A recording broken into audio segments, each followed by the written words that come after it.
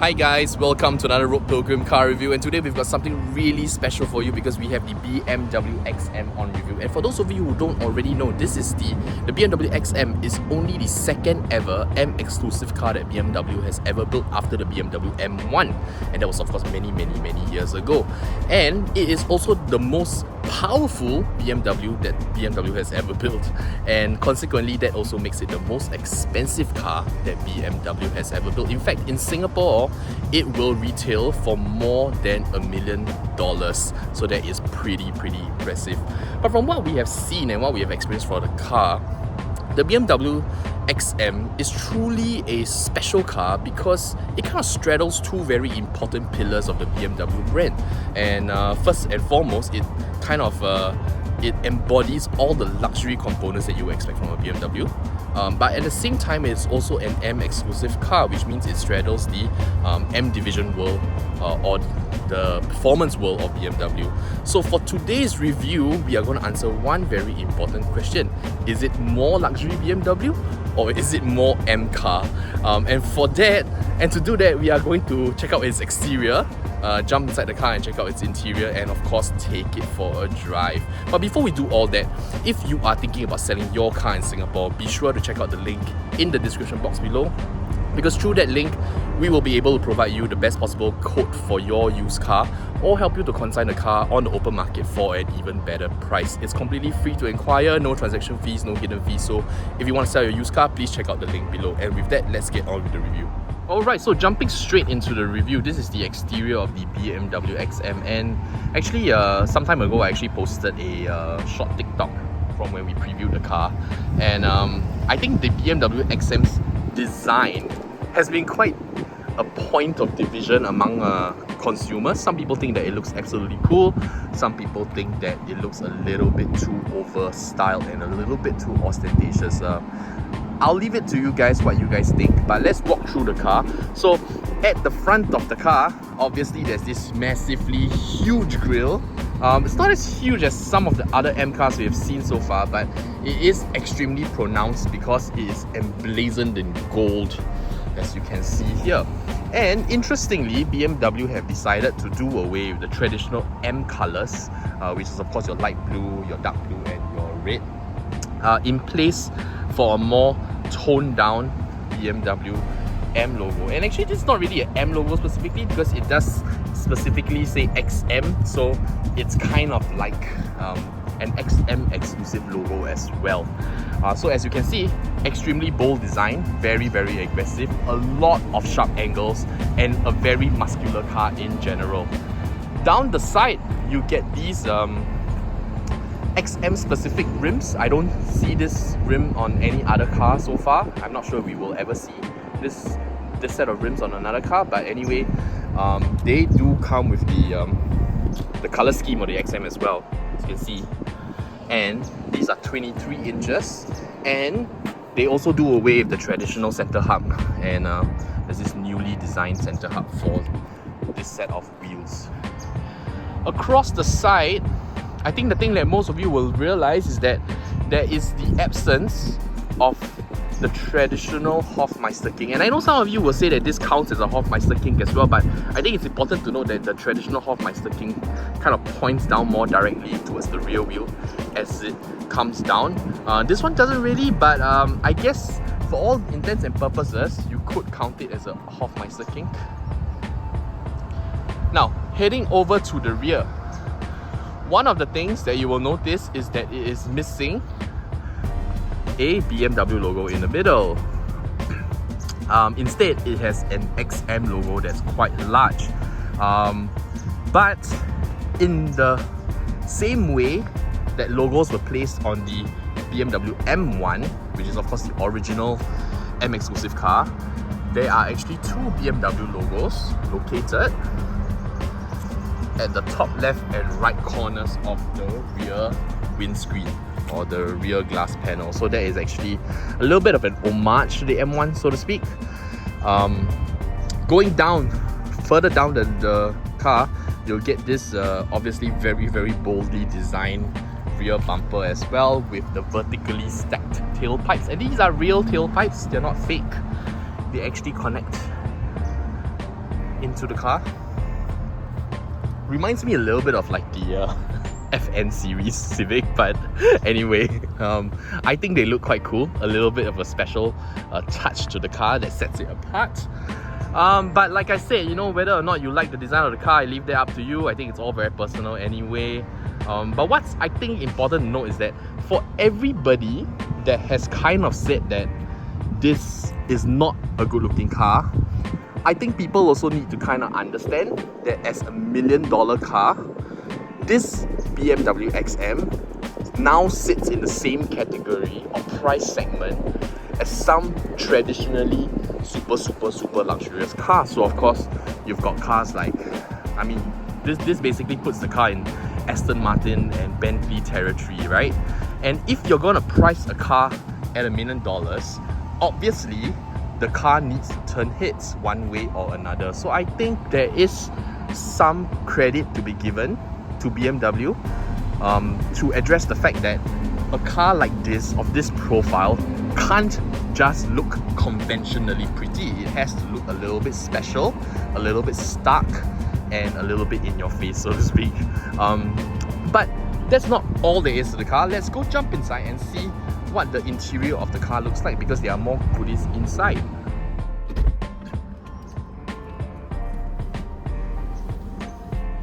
Alright, so jumping into the cabin of the BMW XM, let me just start up the car first.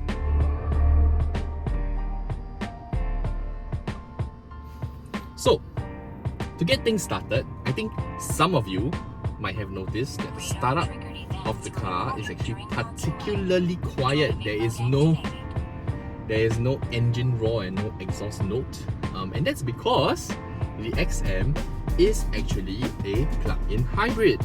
But what's really interesting to note about the usage of hybridization in the BMW XM is that aside from making the car or giving the car a efficiency edge or making the car a little bit more sustainable, so to speak, the plug-in hybrid system has actually been employed in a way that makes the BMW XM more powerful as well. And we'll talk a little bit more about that when we actually get to driving the car in a little bit. But in any case, the startup of the car is quiet because it's starting in electric mode actually. So that's the reason why you don't hear an engine roar, which is quite a little bit of a waste actually, right? Because in a car like this, when you start it up, you definitely want to be heard. But in any case, as you know, recent BMWs do have the tendency to look quite the same, but in the BMW XM, you can obviously tell that this is a very specific interior made just for the BMW XM. So for starters, you can see that there is this unique custom two-tone interior, which marries this sort of a, I don't know what you call this color, but I'll call it sea green, like a sea green kind of a leather interior seats, married together with this very nice shade of brown, which I think gives it this kind of a vintage feel. It almost feels like you're walking into a vintage clothing store, which I kind of like actually. And if you consider that this is quite an iconic car from BMW, I think this is probably the kind of car that's going to be a collector's item in some way or another somewhere down the line. So I think this sort of interior actually kind of facilitates the car to look better even in its old age, which I really like. So aside from that, you also got some M specific logos here in front, which I don't think you can see from the camera angle, which you don't really find on any other M car, interestingly. So you only find it here. But interestingly as well, it's a conventional M logo with the three colors, the light blue, the red, the dark blue and the red, instead of the XM logo, which you find on the seats here. So these are specific XM logos, but the one here is a generic M logo, so I'm not entirely sure why that is the case. Aside from that, you've got some carbon fiber finish inside the on the dashboard. I'm not sure if this is actual carbon fiber, but I would not be surprised if it is, considering the price of the car. Moving up the car, because I think the fittings are actually pretty cool. These are actually like a sort of like a suede material. They're in this very nice brown, a bit like a. It reminds me of a it's almost burgundy of sorts. It's not really brown. It's a little bit reddish. Some of you might call it ox blood, but actually what it reminds me of is when you have matcha desserts and then they give you this azuki bean paste. It's the exact same color, which I think it all ties in very nicely with the luxurious factor of the car. I'm not sure if you can see the roof, but this roof is actually textured and there's like designs on it. There are like diamondish triangular designs on it, which I think kind of pushes it towards the realm of like say in a Rolls Royce or in a Bentley. I don't even think Bentleys have like specifically styled ceilings, like roof liners. So this kind of sets it apart and leans it towards the car feeling more like a luxury car. And of course, you still got all your other M bits as well. It is still an M car after all. So you've got your M Sport steering wheel right here. It says M. It has the M logo here. It's got your coloured stitching. Of course, it has your M1, M2 presets. Huge pedal shifters, which are accessible from most parts of the steering wheel, which I really like. And if you look down the center console, you have a pretty standard BMW control panel here. And this actually has the M shifter. So this is, although this is a 8-speed ZF, it does have an M shifter, so it is different from your traditional civilian model shifter, so to speak. What's different about this M car though is that it does have one additional button, which is the M hybrid button. As you already know, because I told you earlier in this review, this is a plug-in hybrid. So by activating the M hybrid button, you are able to control whether or not the car drives in hybrid mode, electric mode, or this mode called e-control, which optimizes battery charge, which tells me that it prefers to use the engine, but I could be mistaken. I'm not really sure. The name isn't exactly self-explanatory, but for all intents and purposes, we are going to leave the car in hybrid mode because, as I've mentioned, this hybrid mode, or this car being a hybrid, isn't really meant to make the car more efficient or economical. It is actually to assist the petrol engine to deliver even more power and even more torque, especially from a standstill, because this is a very heavy car, and it needs all the help it can get off the line. But once again, you know, we digress. We're gonna talk about that a little bit more. But just to address the interior fitting of the car, generally speaking, if you look at other M specific or M cars in the market, so I mean recently we've been in the M3 Touring, and if you're interested to check out the review of the M3 Touring, you can click up here. Generally speaking, for M cars today, the cars are obviously built to a very high standard and are quite luxurious generally, but they aren't really overly styled as well, and they are still quite functional in terms of its interior. And the fact that the XM comes in a two-tone finish and it has all these little bits and pieces, like such as the textured ceiling, or the roof liner, kind of lets me feel that this interior is built to cater to a luxury audience rather than a performance enthusiast audience. Obviously, all these things don't affect the performance of the car, and the car would still be able to perform to a level in spite of or despite all these other fittings. But I think it is a little bit telling to what sort of demographic BMW is trying to appeal to as well. But with that, let's go jump in the back of the car and check out the rest of the cabin.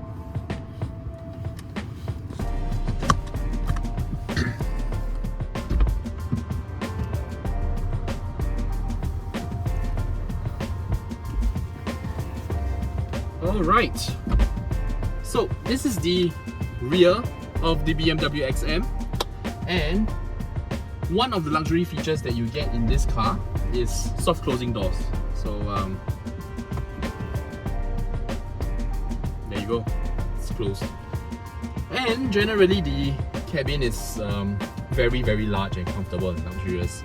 This driver's seat is in my regular driving position, and as you can see, I have acres of leg room in the rear, so super comfortable here. You've got 4 aircon vents at the rear, another touch of luxury. So 2 in the middle, and this comes with dedicated temperature and blower speed as well.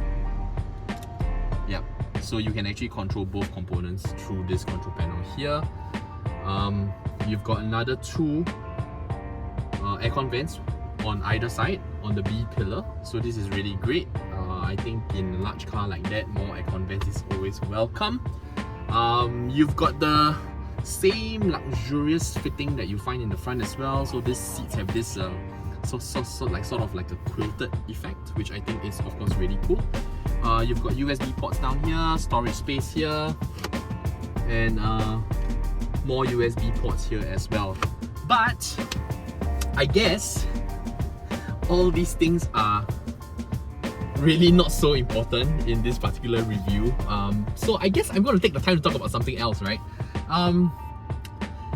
So this being the interior of the XM, being very large, being very spacious, being very luxurious, does kind of make you think, right? Like, in the sense where, does an M car really need to be this luxurious? And on the flip side, you can also ask the same question, which is, does a luxury SUV need to be this fast? And although it is very admirable for BMW to try and achieve both pinnacles in one car, I'm not entirely sure whether or not that's the right way to go. But then again, that's just my personal opinion.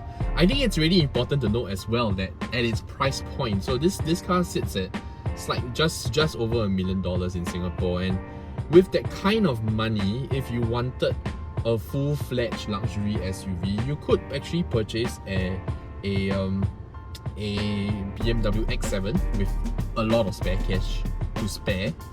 You could also purchase a BMW iX, which is all electric and also very cool, features all the modern architectures of the modern BMW, and is arguably kind of the poster child of the electric range, so to speak. And that's a very cool car as well, and that will leave you even more spare change, after you purchase that car. And if you had $1 million to spare, or just over $1 million to spare, would you not rather than just purchase something like a BMW M2 and a BMW iX, and you've got these 2 cars, both very, very respectable cars in their respective fields, one in performance and one in luxury, and that will amount to be the same amount of money that you would pay for a BMW XM. But at the same time, there is also the argument to be made that it's not the same as having one car that is worth $1 million. It's just not the same. It's like owning 2 smaller companies versus 1 large company. There's just a different scale, there's just a different respect that's accorded to that venture, and I guess people just kind of see you in a different light as well. That said, if you compare this interior to that of, say, a Bentley Bentayga, I'm going to say that a Bentley is probably still a little bit more luxurious. There's just a larger or a greater sense of occasion in it. Obviously, the Bentley Bentayga will never perform to the level that XM will, but then again, I think you see the predicament straight away, which is that, is this more luxury car or performance car? And I guess to kind of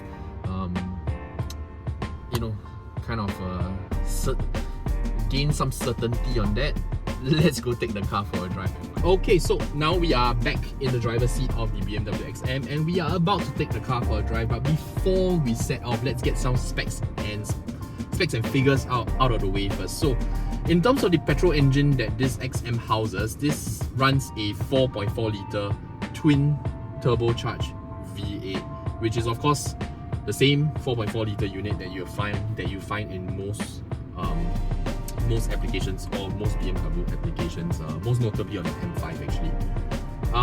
And along with it comes a plug-in hybrid electric motor, and combined they produce about 644 horsepower. Now, this will get the XM from 0 to 100 in 4.3 seconds, which is very quick for a car this size. immensely quick for a car this size. But of course, once again, it's not as quick as an M5, which costs less money. Neither is it as quick as an M3 actually. But what's really important to know, when you look at the spec sheet, what's really impressive is the amount of torque that this car produces. So with its electric motor running in tandem with the petrol engine, the XM produces 800 Newton meters of torque, which is epic. That's like performance electric car values, right? And I think that is probably one of the more remarkable aspects of the drivetrain, and I actually think that this is probably what BMW view as the test bed for future M cars as well. So I am absolutely not surprised if in the future all future M cars will come as a plug-in hybrid. Not because BMW are interested to make the cars more efficient, so to speak, but the electric motor adds this additional ferocity and brutality to the acceleration of the car that is unseen in a regular petrol engine. Based on petrol engines itself, you know, a car like that should be producing about at most 600 Newton meters of torque, but that additional punch definitely has to come from the electric motor, which I think is very, very impressive. But anyway, I'm talking too much. I think you guys want to see me drive the car, so let's go. I'm going to start off in the car park because actually what is kind of interesting is that you will realize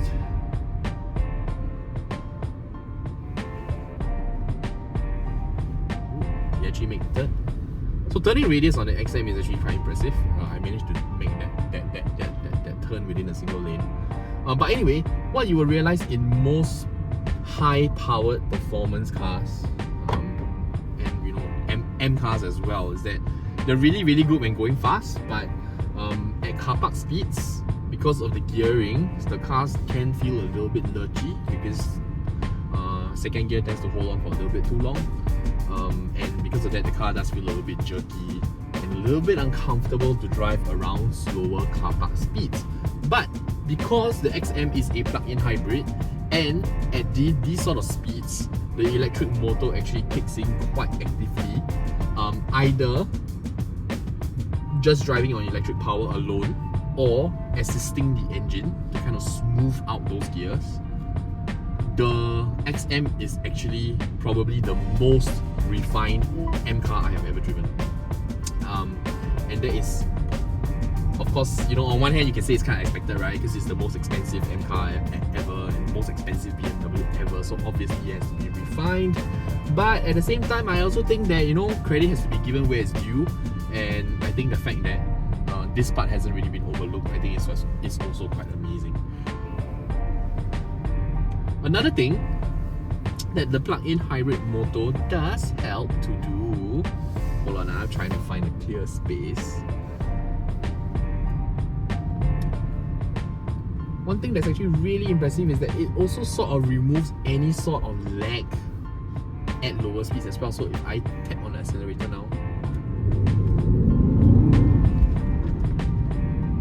there is actually quite an instantaneous response. Of course, there is a tiny bit of lag still because it needed to wake the petrol engine up, but nonetheless, I think what I'm trying to really kind of say here is that although this car is massive and it's super powerful, it is actually quite nimble to drive. Like the drivetrain is quite flexible and nimble even at lower speeds as well. So I think that's really cool. Alright, so to give you a better demonstration of what the car does, I'm going to bring the car out of the car park now. And let's put the car in its M1 preset.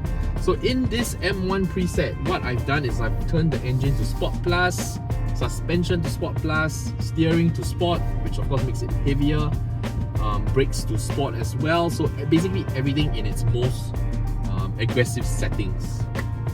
Because this is $1 million car, I'm not going to launch the car today, But let's go take a more spirited drive and see how it does on the road.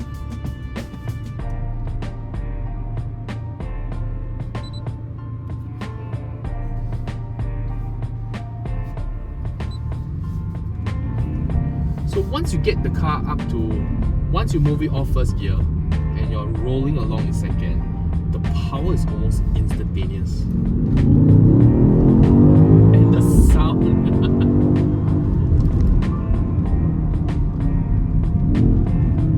This really is as brutal and as cool as they come. This is an absolute unit to drive. It's just so much car.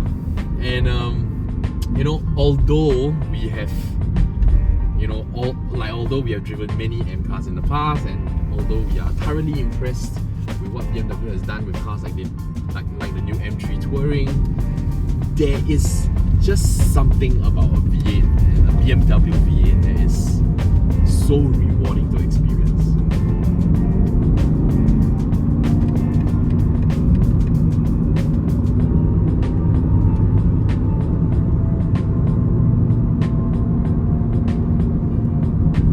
So of course, for those of you who are aware, M cars today do come with a sort of an exhaust amplifier, which kind of that there's a certain degree of piped-in noise as well. So this sound that you hear is not 100% authentic, but to a certain degree, who really cares, right? As long as it sounds good. Everything matches up very well. Your engine revs together with the sound, so I think that's all very well calibrated. So no complaints there. Okay, in terms of the way it handles, okay, we already know the car is quick. It's quick in spite of its size, and because of the mass that it carries. Once you're up at speed, there's just so much inertia and so much and so much fun and so much violence as well. But how about the way it handles? So I'm glad to say that for an SUV, everything on the XM actually feels really tight and really taut.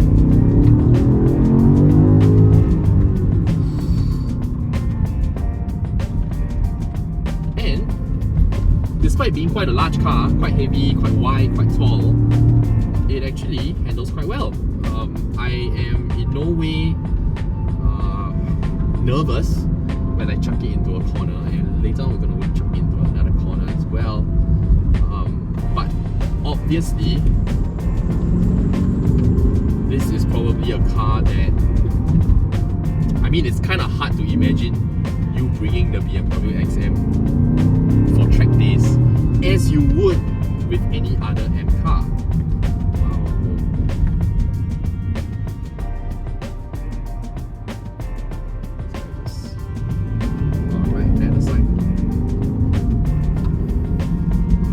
So that really brings us to the next point, right? Because once again, you know, the argument between luxury BMW or performance BMW, being an M car, I think having one of the very strong communities or car communities in Singapore, so M Club of Singapore, obviously they do a lot of track days, and I think a lot of their members are also very interested in this sort of thing. But the question is, would you buy a BMW XM and then go and track it at Sepang? I think probably not. We then kind of, I don't know, does it then defeat the purpose of an M car? In any case, let's go take on this corner first and see.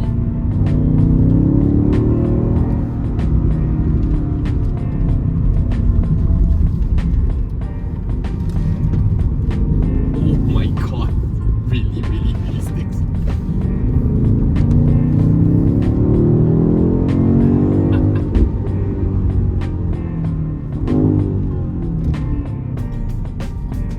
I have never done that in any other SUV. Okay. In any case, let me get out of this bus stop first. And then we'll have a little bit of a chat later on.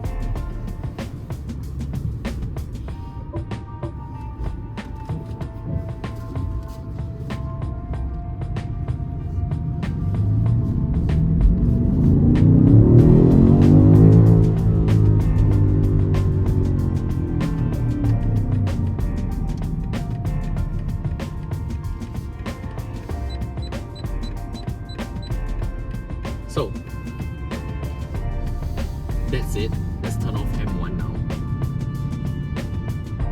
obviously and evidently, this is a car that can really haul itself.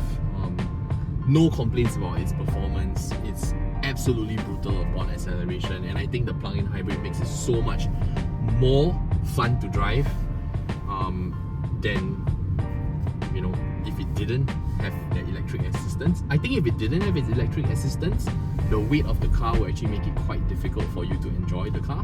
But because of the assistance from the electric drivetrain, I can safely say that this is a wonderful car to drive, and definitely one of the best handling SUVs I have ever driven. And that includes cars like, for example, like a Porsche Cayenne as well. This is just on another level in terms of the way it handles. But that being said, you know, like I mentioned, going back to the kind of main point of this discussion in this video as well. So, will you really track this car and bring out its full performance on track? Would you dare to take $1 million car and put it on track, especially a car that's built as an SUV and not as a supercar? I guess we'll only really know the answer when somebody buys it and does it. But in any case, those are just some kind of points of consideration surrounding, or talking points surrounding the BMW XM. It really is a truly special car, but whether or not people buy it for its luxury or people buy it for its performance, I think it's still a really large toss-up. And I think it still remains to be seen whether or not BMW have made the right decision to make this new Halo car in the format of SUV, because truth be told, they could have just made a supercar, but they didn't. So I guess we'll see what that entails. But in any case, if I've missed out anything else about the BMW XM that you want to find out about, please let me know in the comment section below. I'll be more than happy to answer those questions.